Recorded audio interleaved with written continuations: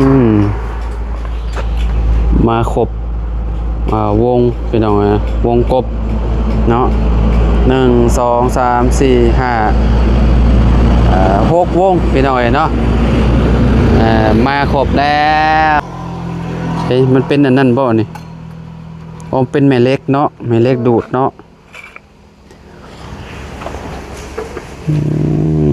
พี่น้องเนาะมงบันไดเมียนเนาะยันบันไดอันดอกพี่น้องเนาะ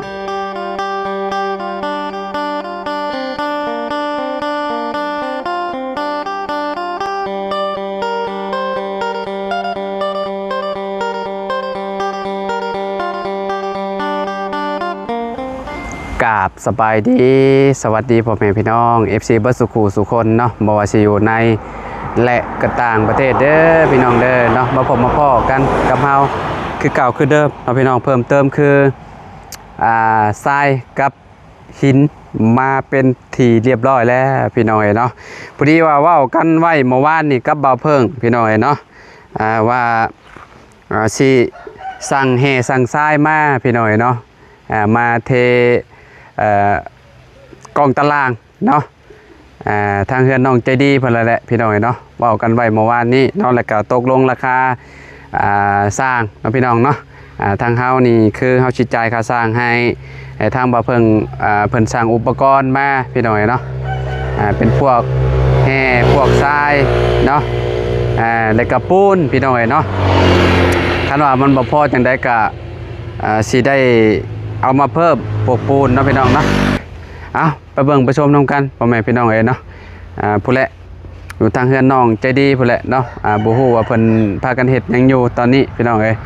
ไปกันเลยเนาะพี่น้องเนาะโอ้คักอยู่เด้นี่เนาะทรายพี่น้องเนาะแล้วก็แห่พอดีงามสำนี้พี่น้องเนาะแล้วก็ปูนต้องบอกใจดีโปกเม่นดีได้นี่โปกเม่นคักแน่แล้วบ่นี่เวลาฝนตกมานี่ยันมันนั่นได้นี่เนาะพวกแห่พวกทรายเนาะมาครบและพี่น้อยเนาะในเฮือนน้องจริงๆก็เหลือบ่หลายบันไดเนาะทรายละเอียดพี่น้องตัวนี้เนี่ยทรายแบบว่าอันนั้นเลยเนาะโบกเฮือนโดยเฉพาะพี่น้องเนาะแต่ว่าทรายตัวนี้เนี่ยทรายเทพืชพี่น้องเนาะมันบ่ค่อยละเอียดปานใดตัวนี้ต้องสั่งทรายพิเศษมาไปทางนี้ก่อนเนาะโอ้สีดอกแคเพื่อนเพิ่น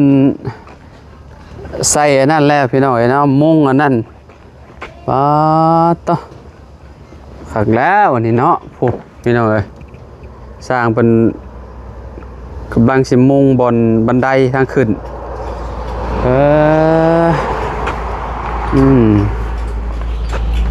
มาครบวงพี่น้องวงกบเนาะ1 2 3 4 5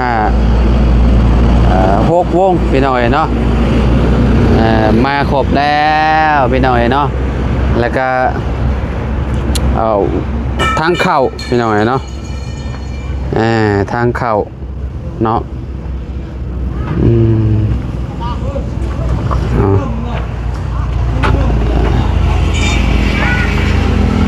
ทางเซาลีเนาะสบายดีเซาลีป้าโทกำลังกวดอันนี้เนาะตอนลูกนอนเด้เนาะเห็ดอันนี้เมียนพี่น้อยกวดออกไปก็เจ้าว่าเอาไปใส่ต้นไม้เซาลี่จะมีบ่ต้นบางหมอกบางม่วงนะฮะอยู่ไซ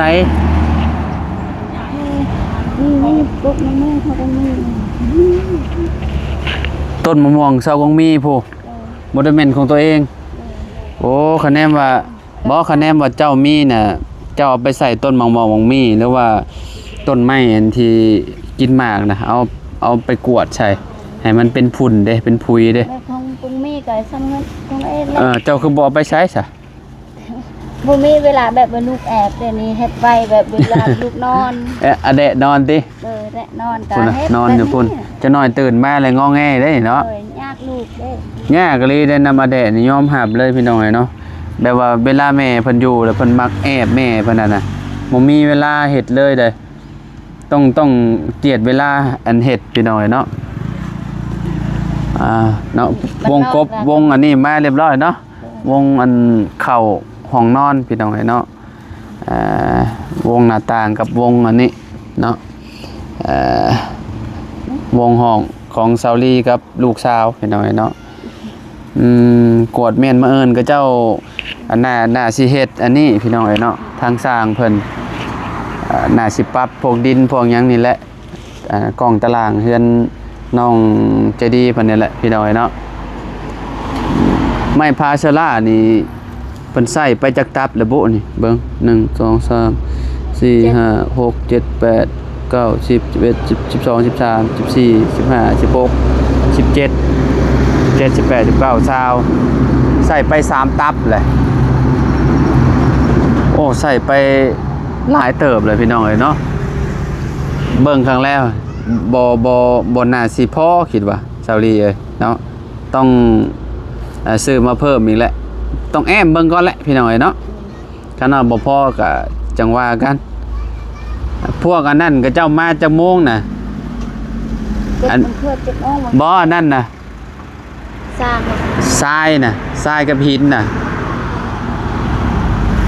เจ้ามาจักโมงก็เจ้ามาถอกให้จักโมง ได้เลย ได้บ่บ่าย2 โมง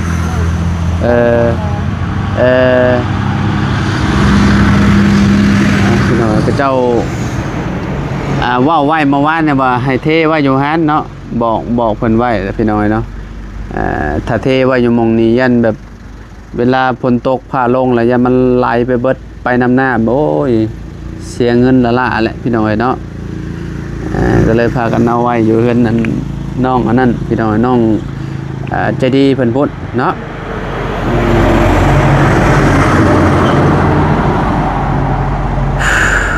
ฮ้อนๆแบบนี้พี่น้องเนาะ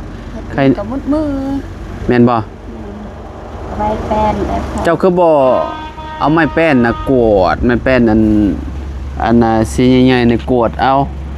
กวดให้มันอันน่ะให้มันคือว่าแหละพี่น้องเนาะแถวนี้เพิ่นก็สิกวดให้มันเอาลงไปพุ่นเลยกวดให้มันแป้นเนาะเพราะว่ามุมนี้ก็สิเทมาฮอดพี่แหละเนาะ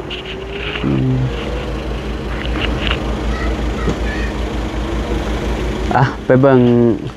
ทางเฮือนน้องดอกแคก่อนพี่น้องเนาะจักเล็กจักหน่อยเนาะให้ซาวลีเพิ่นอันนี้ก่อนเฮ็ดความสะอาดเนาะมาถือว่าสะอาดแล้วบัดนี้เนาะที่พื้นที่บอนสิเฮาสิเทพี่น้องเนาะเฮือนน้อง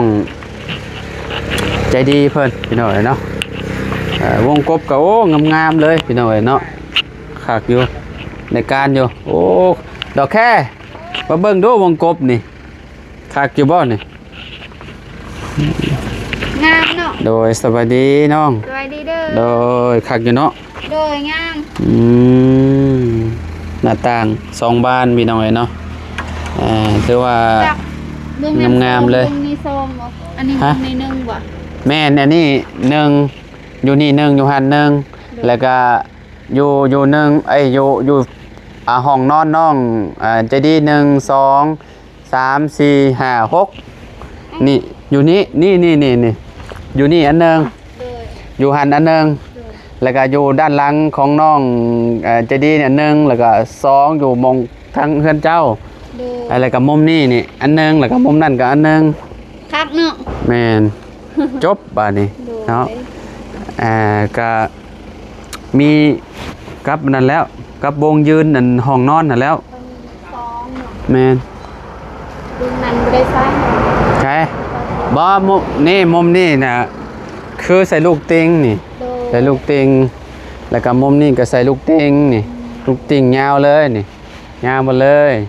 แล้วก็มุมนี้ก็ใส่ลูกติงนี่มุมนี้ใส่ลูกติงนี่มุมนั่นน่ะสิปิดเมียนบ่เลย เฮ็ดเมียนสองข้างเด้ ใช่ประตูนั่นก็มีแต่บ่นอนเนาะ แม่น ห้องนอน แม่นใส่ประตูห้องนอนตึก1 2แค่นั้นแหละ งาม แม่นเฮ็ดเอาไว้เนาะคนกุ้มเราเฮ็ดปานนี้เนาะคนกุ้มเลยเธอมุมนี้ก็แต่งพี่น้อยเนาะแต่งต้นนั้นก็แต่งมุมนี้ก็ต้องแต่งอยู่แล้วแต่งมุมนี้ก็แต่งเนาะแต่งปึ๊บเนาะจึ๊กมันก็แต่งปึ๊บมุมนี้ก็ต้องใส่โอ้แต่งคิ้วนะว่าง่ายๆแต่งคิ้วให้มันงามพี่น้อยเนาะแต่งคิ้วให้มันงามเนาะ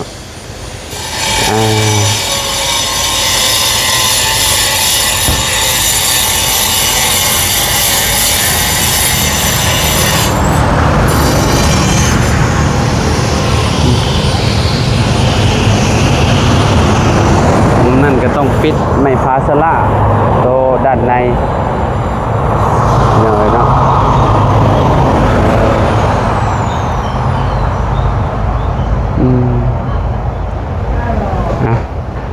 โอเค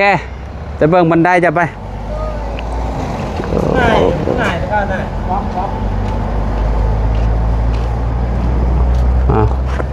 ไปเบิ่งบันไดดอกแคก่อนพี่น้อยเนาะ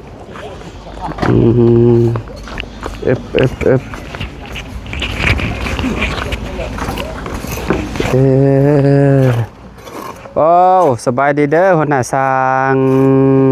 บ่นี่สบายดีเด้อพ่อน้องไก่เนาะโอ้จับน้ำเที่ยงแบบนี้เลยเนาะเฮ้ยมันเป็นอันนั้นบ่นี่อ๋อเป็นแม่เล็กเนาะแม่เล็กดูดเนาะ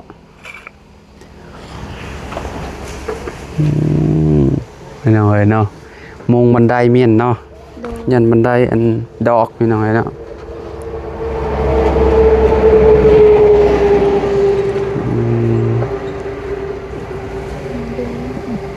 สบายเลยบัดนี้ดอกแคเนาะโดย มีแต่เห็ดอย่าลืมเห็ดมองปิดอันนี้เมียนเด้อ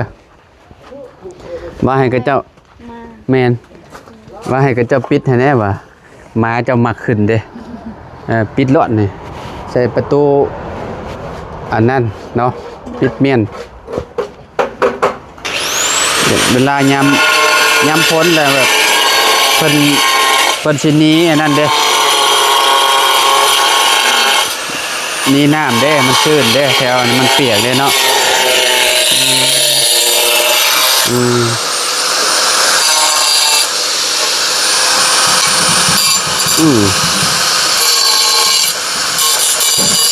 เพิ่นเฮ็ดหยังจ้ะตอนนี้นะ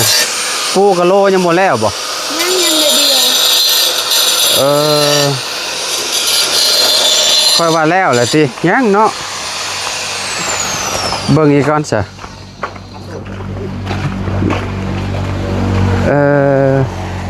ยังบ่ได้แล้วเนาะ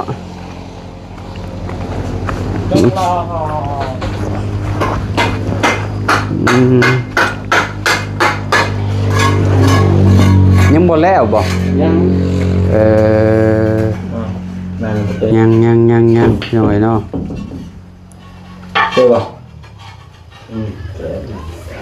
ดอกแค่สิได้ใส่ห้องน้ำมาเอิ้นนั่นแหละพี่น้อยเนาะเจ้าสร้างก็คือว่าแล้วเราก็ทายาแนวเนาะพี่น้อยเนาะนี่ยาแนวล่ะ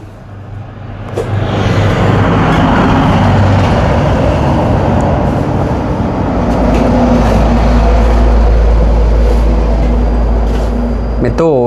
น้ำเกลือยังบ่เวิร์ดบ่เมื่อแล้วอยู่เพื่อนน้องใสให้น้องใสมาส่งเลยเพราะว่ายังเด็กน้องอันนั้นเลยอยู่กับน้องไซแล้วมาแล้วแต่คุณบ่เราคือไปหอดเทือนน้องไซอ้าวอยู่บ้านอะไรยังก็ไซอยู่บ้านมันกลก ใส่อยู่บ้านกะลูกผู้ อันนั้นแม่อยู่บ้านกะโลกแต่ว่ายังรถวัวก็เลยให้น้องใส่แล้วมาหับให้ อ๋อ ซอย บ่แรงเนาะ แล้ว บ่แล ใส่แล้วเดี๋ยวนี้ บ่บ่แรงเรามาพี่บ่ โดย อืมโอเคเอาเนาะอืม โดยน้องใส่มาที่แหละเป็นแดงจังน้อยเราก็มาแหละ ประมาณ มาส่งแม่ 4-5 โมงเนาะ ดู ตอนนี้ก็สิใกล้สิ4 โมงแล้วมั้ง4 โมงแล้วมั้งนี่เดี๋ยวแม่นน่ะเดี๋ยวยังเหลือน้อยเดียวก็4 โมงแล้วไปหน่อยเนาะเราแค่กินข้าวแล้วบ่ กินแล้ว กินข้าวเที่ยงแล้วกินแล้วเนาะ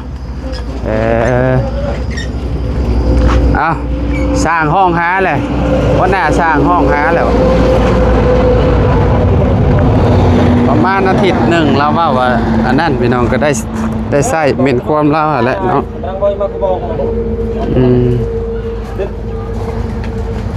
ก็เป็นตามที่เด็ก จับเหลี่ยมมันอยู่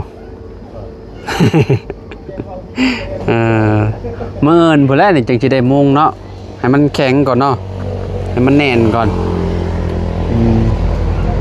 จับลายบ่ได้เด้เพราะว่าเพิ่นหากระเทครับดินอันนี้เรือนี่เทพื้นจะบ่คักบ่จักอันนี้เนาะเราแค่เนาะ จะพื้นบอลไหน เด้มองน่ะเจ้าเด้ ใส่น้ำเราก็บอกป่ะ ปุ๊บมองห้องน้ำเจ้าน่ะฮะ มันช้างนะในช้างปลอมเลยพวกกูเป็น เอาระบบบ่เป็น จ้าไปจับเหลี่ยมก่อน ท่านโบไปจับเหลี่ยมตายรถ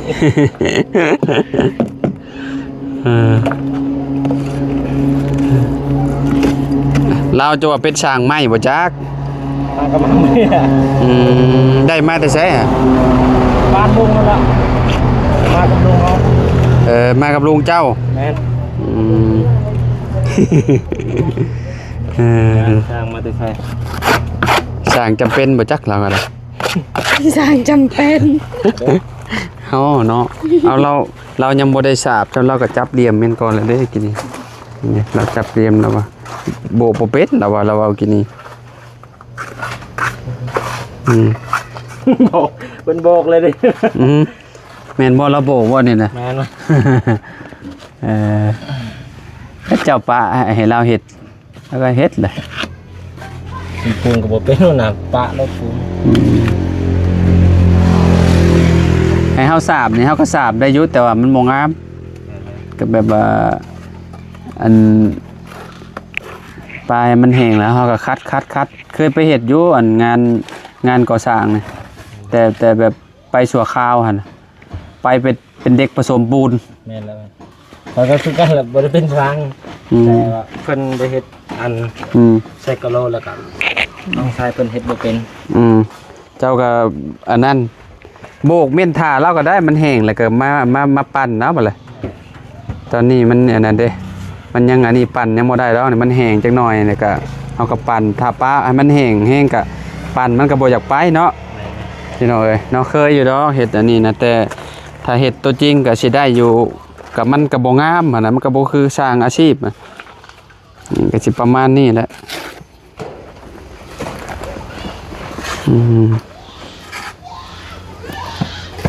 ก็เจ้ายังบ่เอามืออยู่เนาะ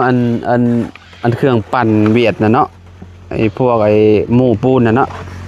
นี่เฮือนจริงๆแล้วยังบ่ได้แม่นยังบ่ได้เอามืออยู่เจ้าว่าถ้ามีงานแล้วก็ต่อเลยแหละเพราะว่าเราสิเที่ยวไปเที่ยวมานี่แถวนี้แหละชายแดนนี่แหละเพราะว่าเราเฮ็ดอยู่ชายแดนเด้อตอน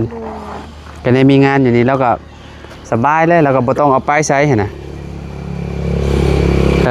มันบ่มีเฮือนดินแหละมีแต่เฮือนดอกแค่และต่อไป แต่ดอกแค่มี สาธุมี เนาะพวกมงนี่ผู้ดีแล้วเด้นี่ทรงโมเดิร์นงามๆเลยเด้นี่ประมาณ6x7 6x8นี่ก็โอเคแล้วนี่พี่น้อยเนาะ6x7นี่ก็กำลังดีได้เฮือนทรงโมเดิร์นนี่เฮือนดินนี่ใส่เฮ็ดห้องหนึ่งเนาะห้องนอนหนึ่งพ่อแม่พี่น้องเอ้ยเนาะผู้ดีเลยนี่เฮือนอันดอกแค่นี่ เอาช่างจะไปช่าง 12 ต้นเนาะผู้ดีงามทรงโมเดิร์น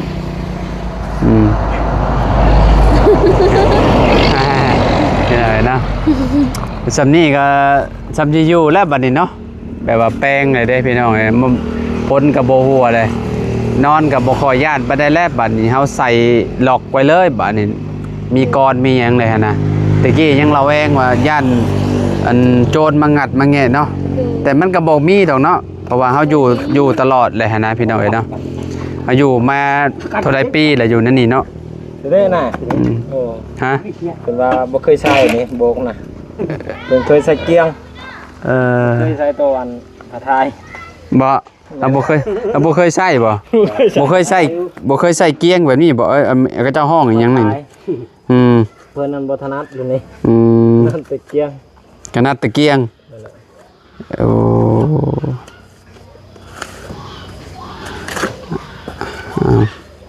มันแห้งแล้วก็มีแต่ปันแล้วก็จบเลยเนาะแล้วอันนั้นพี่น้อยเนาะ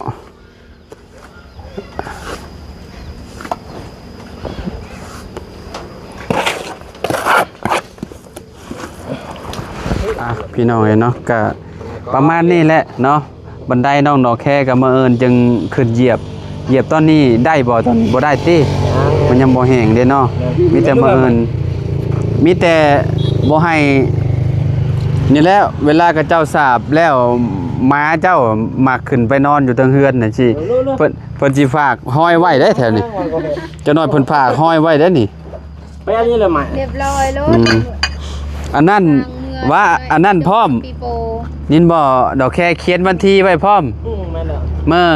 มื่อเฮาสร้างห้องน้ำคือกันจะได้ฮู้